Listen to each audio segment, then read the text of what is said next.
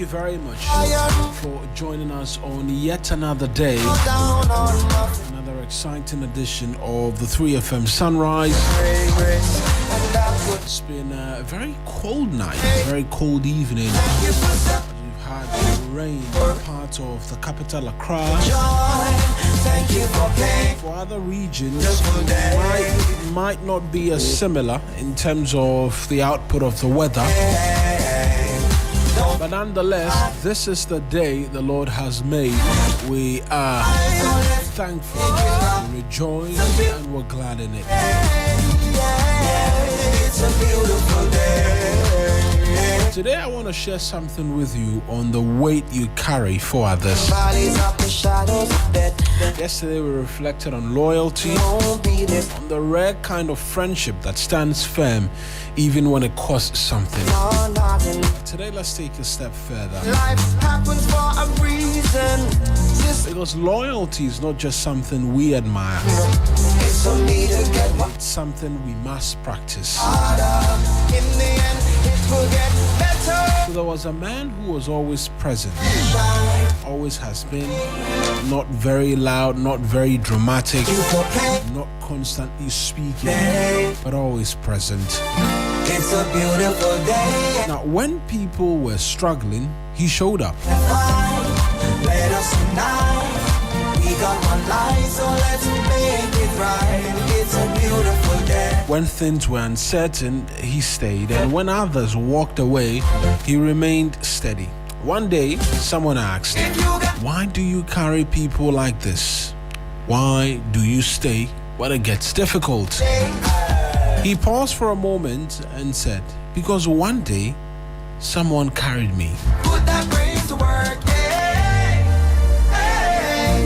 For a lot of people, that often gets lost. The fact that they may have been carried at some point in life. It's a beautiful day. Because what looked like strength to a lot of the individuals was actually a memory. He had not forgotten what it felt like to need support, to need patience, and to need someone who didn't leave when things became uncomfortable. And that perhaps is what shapes the way we show up for others. Not just who they are to us, but who we once needed in our own difficult moments. Because relationships are not sustained by words, they are sustained by weight. The weight you're willing to carry for someone else, your time, your patience, your understanding, your presence when it could be easier to walk away. And so as we sojourn into today, let us reflect on these. In the lives of the people around you, what weight are you willing to carry? Because everyone wants loyal people, but not everyone is willing to be loyal and be the one loyal individual when it matters. And sometimes the difference between a passing connection and a lasting relationship is simply who stayed when it would have been easier to leave. That's our message of motivation for you this morning. Will get us into the 6 a.m. news. Kind Ketsi, Christabel, Success, Treve. After which we're back, including the business news. After which we're back with the weather updates for you. I'll get into a song of inspiration as well and a host of others. This is the 3FM Sunrise. I am Mawuena Egbeta, the rest of the team stationed and ready to serve you breakfast in the best way possible. We're back after the 6 a.m. news. Yeah, it's a beautiful day.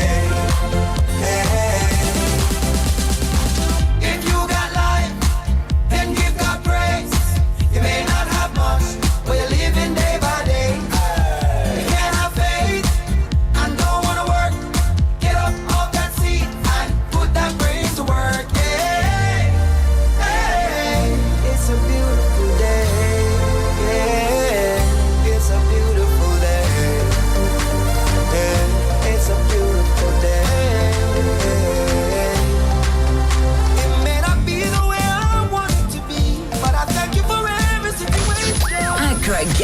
easy on this frequency. 92.7 3 FM.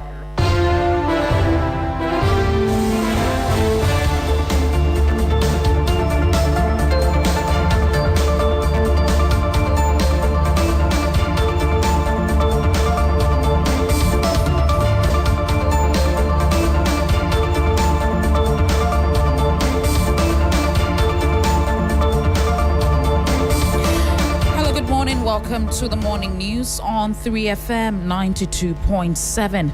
We're live on YouTube, Facebook, and all our social media platforms. I am Christabel Success Treve. Coming up this morning, confirmed Portuguese national Carlos Queiroz is head coach of the Black Stars. We have more in this package as we analyze what he brings to the table. Also coming up, implementation of the free primary health care to cost the taxpayer 1.2 billion cedis yearly, according to the government. Then the costing, and we need not less than 1.2 billion Ghana cedis a year to be able to run this.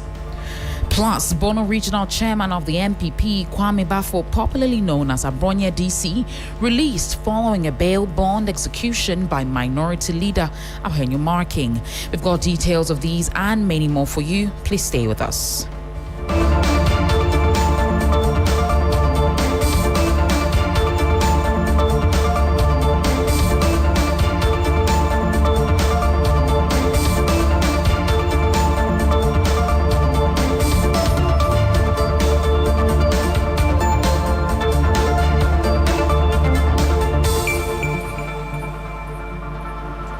Thank you for staying with us here on 3FM. Now the details. The Executive Council of the Ghana Football Association, GFA, has announced the appointment of Portuguese Carlos Queiroz as the head coach of the Black Stars. The former Real Madrid, Manchester United, Portugal and Iran coach will lead Ghana's campaign at the 2026 FIFA World Cup in Canada, Mexico and the United States. Queiroz boasts an extensive World Cup pedigree.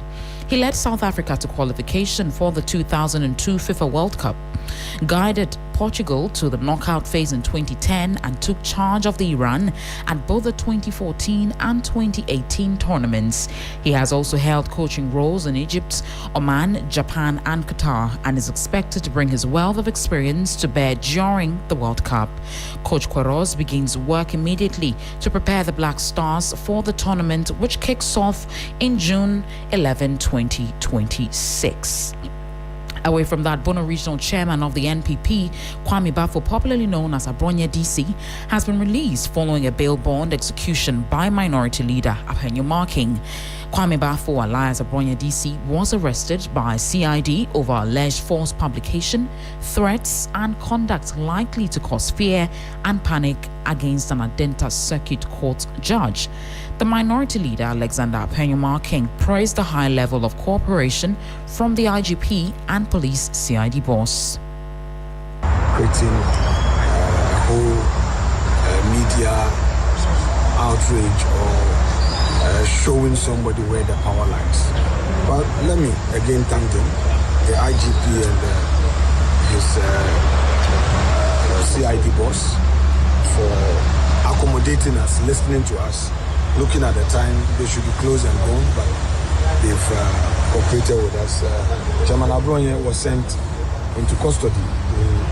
They have brought him back and bail has been granted. Alexander Ahenyo Marking is the Minority Leader, but the NPP national organizer, Henry Nana Boakye, maintains the arrest is a diversionary tactic by the government. Weaponize these kind of arrests just to take our minds off what is really going on in the country. Now, the government is under pressure. LGBTQ is hanging around their necks. The Catholic Bishop Conference is on their back. The entire country is saying that this is not what you promised. 70% of the people are looking. Yes, now today employment has become a serious canker. Their own info analytics is saying that 74% or 78% of their own members are saying that unemployment is a massive thing that is really hurting them. So for me, this is just a mere agenda. I mean, they've been struggling from this single source, big push, which has become big scam. Now, oral is useless. Their own people are saying it's full of garbage. You just heard there Henry Nanaboache, he's NPP national organizer. The Oti landfill site that serves Kumasi and its surrounding municipalities faces a possible shutdown within the next 3 months. City authorities warn the facility has reached full capacity and can no longer accommodate the growing volume of waste generated daily. Ibrahim Abubakar visited the landfill site and reports on the worsening sanitation situation. Mountains of unprocessed waste and an overwhelming stench define the current state of the Oti landfill site, the main waste disposal facility serving Kumasi and beyond. Now stretched beyond its limit, the site is struggling to cope with the sheer volume of waste dumped here daily. Prosper Kotoka is the waste management director for the Kumasi Metropolitan Assembly. For now, we are running at about 2,500 tons per day for the greater Kumasi. What is happening is that waste from the adjoining districts are all coming here. And so the quantity has increased tremendously. The situation is being worsened by the inadequate waste management infrastructure and the absence of effective recycling systems. Long queues have to address the looming crisis. The Kumasi Metropolitan Assembly says plans are underway to construct 2 landfill cells at an estimated cost of 6 million euros. We are engaging with my sector ministry on how best to have some amount of money out of the 6 million. Just so even if we can do 1 cell in the medium term, it can take us to about 2-3 years for us to manage the waste. Environmental observers caution that failure to act swiftly could trigger major sanitation crisis in the city. The fate of this landfill site now hangs in the balance as city authorities race against time to find sustainable solutions to the growing waste problem in Kumasi. They say key interventions will help to prevent a full-blown sanitation crisis in the Ashanti regional capital. That was a report by our colleague Ibrahim Abubakar. Now, government says its implementation of the free primary healthcare will cost the taxpayer 1.1 billion cedis yearly. The government initiative will begin in 150 underserved districts across the country. This came to light when Health Minister Kwabena Mintakando threw more light on rollouts to be kicked start from Wednesday, April 15. Here's Health Minister Kwabena Mintakando speaking during a media engagement. So if I go and sit in cabinet and I say, oh, I need free primary health care, then they give me. I want to recruit health professors, then they will give me. I need Mahama care, then they will give you. Regional hospitals, they will give you. Why? Am I the only ministry? No. So at some point in time, we have a country to govern. And that is a reality. You may not be happy with it, but I'm sorry. That's a reality. We've done the costing, and we need not less than 1.2 billion Ghana cedis a year to be able to run this.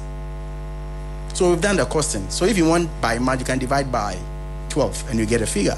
So it's not an ad hoc program or project. We've thought through it, we've engaged widely, we've done our projections, and we know what we are doing. Kwabena Mintakando is health minister. Now, a pastor has been arrested for allegedly attempting to bury a 5-month-old baby alive at Abofrem in the Ekiwa Imponwa district of the Ashanti region. The suspect, Apostle Dr. Richmond Akwesi Frimpong, head pastor of Anointed Grace Prayer Ministry at Kufuor Camp, was apprehended following the incident, which has left residents in shock.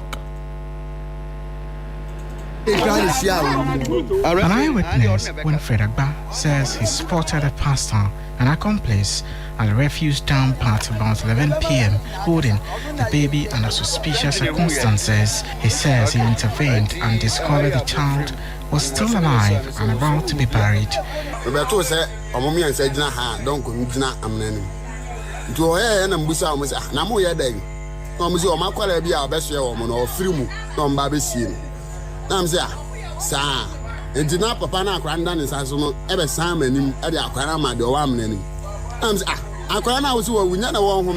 I came to meet the three of them and I asked them what they are doing here.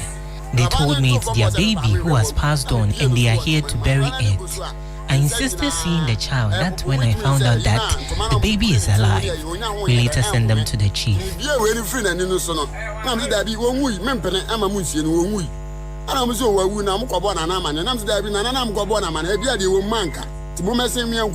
The chief linguist of Abofrem, Nanaya Obidu, also confirmed that the pastor had earlier informed him that the baby had died, prompting him to direct them to a burial site.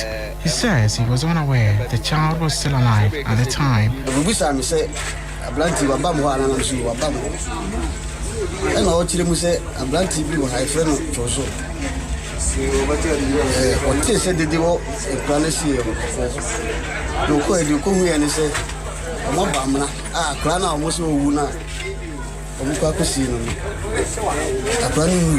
I was told one man from this area heard some noise in the bush and rushed to see what was happening there. What he found out was that the baby the culprit claimed was dead was still alive.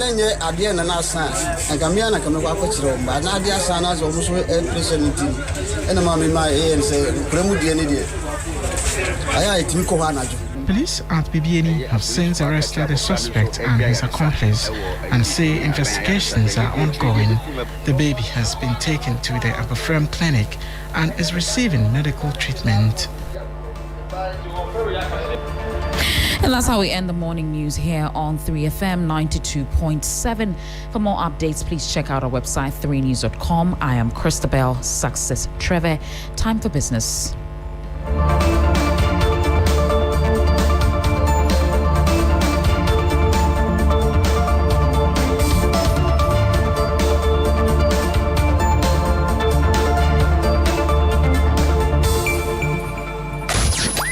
Accra gets busy on this frequency. 92.7 3FM. 3FM 92.7.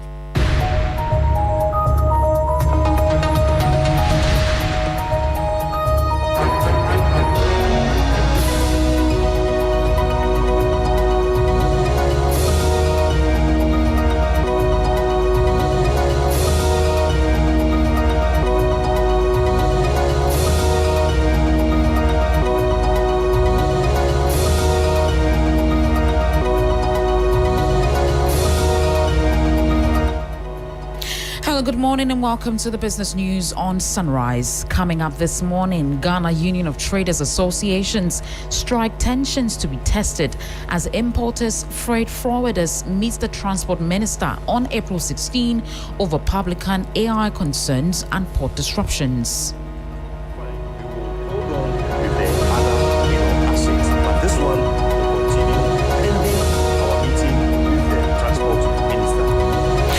Also, government to lose nearly $500 million cedis monthly for every one Ghana cedi cut in fuel taxes amid planned review and Middle East tensions. Any reduction obviously have impacts on the revenue side of this government, likely to create a revenue gap. And also, Ministry of Food and Agriculture signs landmark agro-industrial fertilizer deal with Central Group. All this while we've been importing fertilizer from other countries. And whenever there's some kind of turbulence in the global environment, fertilizer prices are affected. I am Christabel Success Trevor. Will bring you details of our headlines and other stories shortly. Stay with us.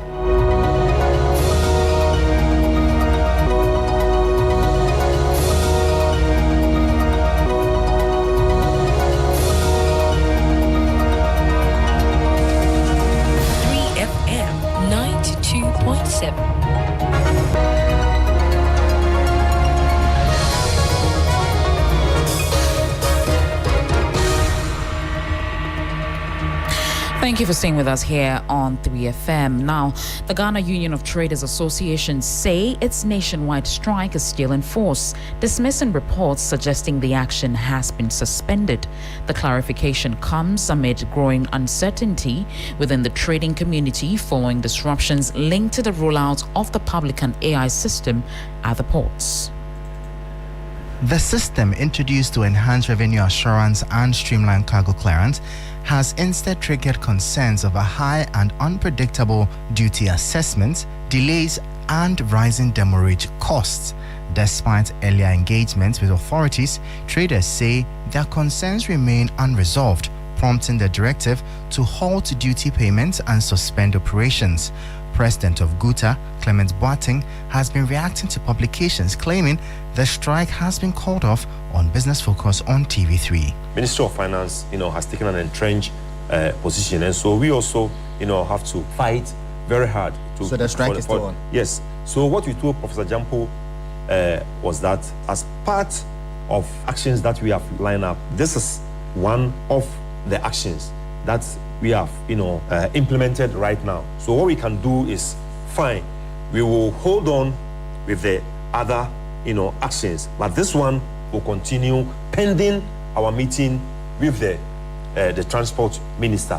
Stakeholders are now pinning hopes on a scheduled meeting with the transport minister on Thursday, April 16, to determine the way forward. Michael Brieje is convener of the Coalition of Concerned Importers and Exporters, Traders and Freight Forwarders. We'll determine the way forward when we meet with the minister on Thursday, yes, whichever the case may be. One of the things that we are calling for is an effective appeal process, because that is not existent. And so we are just telling them that, look, we have been on this issue for a while. If you want us to suspend the strike, why don't you also call off the use of the publican AI? Then when we meet you and have a discussion, discuss the way forward, we can progress. The striking group maintained that until concrete action is taken, the nationwide strike will remain in force. Financial economist Isaac Boedi has warned that the government's planned review of fuel taxes could create a significant revenue gap. This comes on the back of recent caution that every 1 Ghana cedi reduction may cost the state nearly $500 million cedis in monthly revenue. If we check through the numbers that we have, in fact, if you consider the price floor of about 13 for petrol, and then 17 point something for diesel, you then do the calculation and realize that roughly about 31% for petrol and about 20-something% also will be for diesel in terms of the total quantum of how much the taxes and then the margins they make up on the price floor.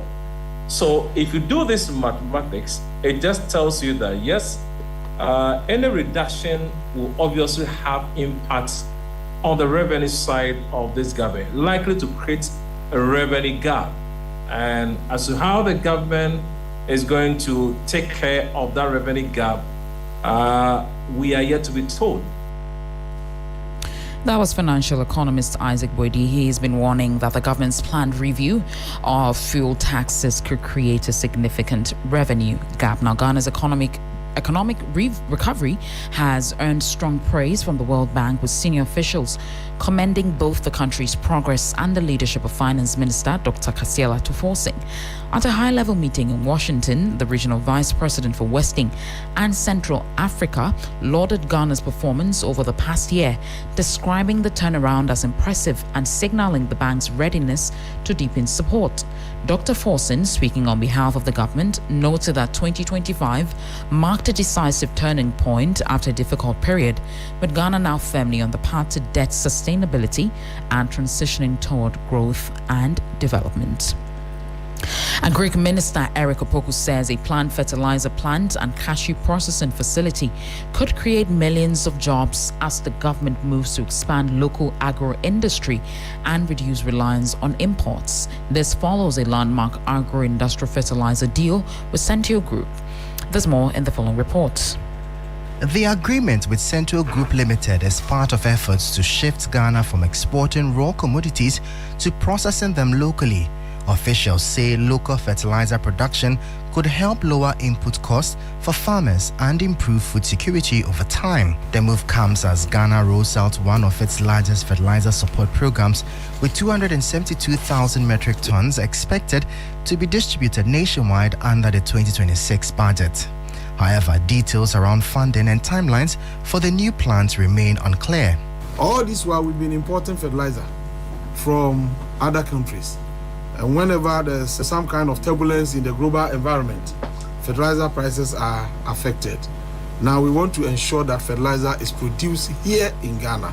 And Central Company Limited, already settled in Ghana, already operating in other spheres of our economy, have decided to move into fertilizer production.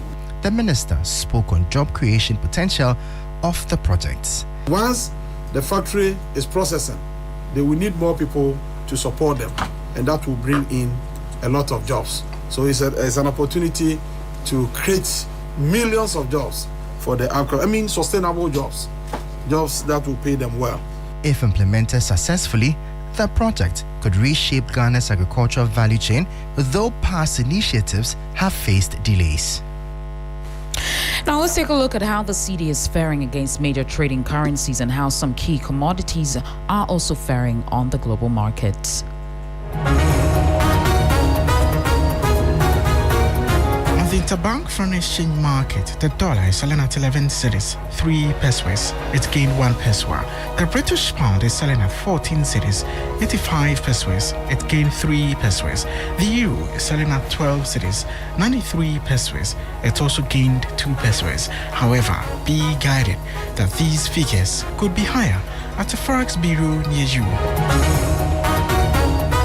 On the global commodities market, Brent crude is trading at $95.20 per barrel. Gold is trading at $4,749.75 per ounce, down by $17.14. Cocoa is trading at $3,327 per ton, up by $87.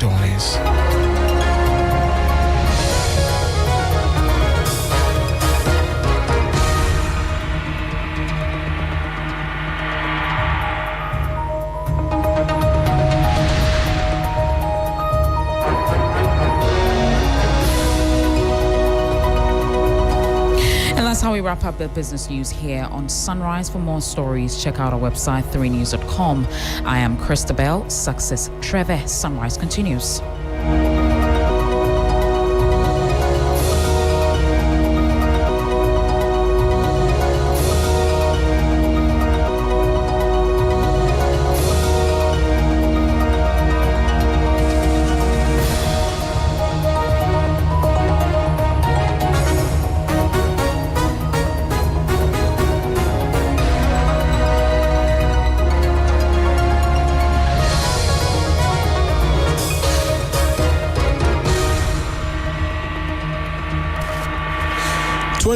Past 6. We're back after the 6 a.m. news as well as the business news here for you on 3FM 92.7. This is the 3FM Sunrise, and we're getting into Song of Inspiration in a bit, but let's get into the weather update for you this morning, because like I was mentioning to you, parts of the country experience some rain, particularly for us down here in the coast.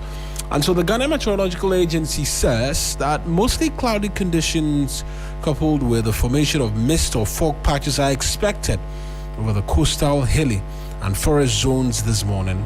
A few coastal and inland areas may also experience slight rain this morning. As the day progresses into the afternoon, sunny weather with periodic cloudiness will prevail over most places within the country. However, thunderstorms or rain of varying intensity anticipated over parts of the middle, transition and northern sectors of the country from the late afternoon into the evening. If you're just joining us, this is the 3FM Sunrise. We're on from now till 10 a.m. Bringing you nothing but up to the minute speed as to details, great conversations, and as always, great music. You can find us on Facebook as well as on YouTube, where we're streaming, and leave a message for us. We will be glad to do the reading for you. Song of Inspiration right now, Kanketsi DJ Phil. Let's get into it.